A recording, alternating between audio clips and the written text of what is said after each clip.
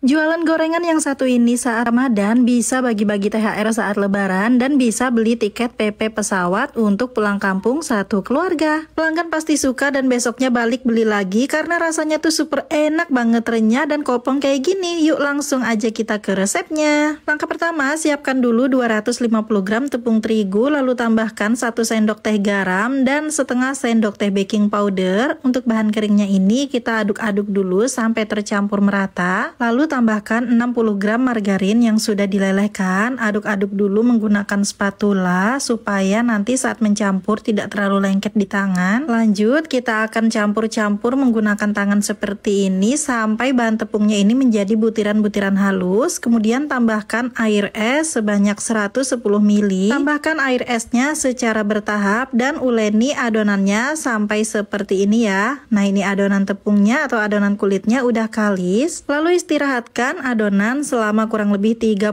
menit. Lanjut panaskan secukupnya air, lalu masukkan setengah keping bihun jagung, dimasak aja sampai dia matang. Lalu tambahkan 1 keping mie keriting atau mie kuning. Masak sebentar aja sampai mie keriting atau mie kuningnya ini matang, lalu angkat dan tiriskan. Siapkan wajan, lalu masukkan 1 sendok makan margarin. Tumis-tumis dulu margarinnya sampai meleleh. Kemudian tambahkan 3 siung bawang merah dan 2 siung bawang putih yang sudah diiris tipis-tipis. Tumis-tumis sebentar sampai 2 bawangnya ini harum, lalu kita akan masukkan mie yang sudah ditiriskan sebelumnya ya. Aduk-aduk kembali sampai tercampur merata. Lalu tambahkan seasoning seperti garam, penyedap dan juga lada bubuk secukupnya. Diaduk-aduk dan dimasak sampai tercampur rata. Jangan lupa dikoreksi rasanya ya, sampai mendapatkan rasa yang pas sesuai selera kalian. Lalu terakhir tambahkan irisan daun seledri secukupnya aja. Bisa juga ditambahkan daun bawang ataupun wortel yang sudah diparut ya, atau seperti ini aja udah cukup. Nah, kalau udah tercampur rata dan matang, ini kita sisihkan dulu, biarkan hingga dingin. Di sini aku juga udah siapin telur rebus yang sudah diiris-iris. Balik lagi ke adonan kulitnya, ini sudah 30 menit, adonannya udah lentur dan udah elastis. Kemudian kita timbang 20 gram per bagian adonannya, dapatnya 20 piece. Untuk cara mencetaknya, teman-teman bisa perhatikan di video. Ambil 1 adonan, kemudian kita akan gilas menggunakan rolling pin. Gilas-gilas adonannya sampai pipih, lalu tuangkan 1 sendok makan mie dan tambahkan 1 iris telur rebus. Lipat bahan kulit, ditumpuk seperti ini sambil ditekan-tekan bagian ujungnya supaya saling menempel. Kemudian bagian ujungnya ini kita tekan-tekan lagi dan dikunci dengan cara dipilin seperti ini ya teman-teman. Untuk caranya bisa dilihat di video. Pastikan sambil ditekan-tekan supaya nanti saat digoreng tidak pecah atau isiannya itu tidak keluar. Kurang lebih hasilnya seperti ini. Untuk satu resep ini menghasilkan 20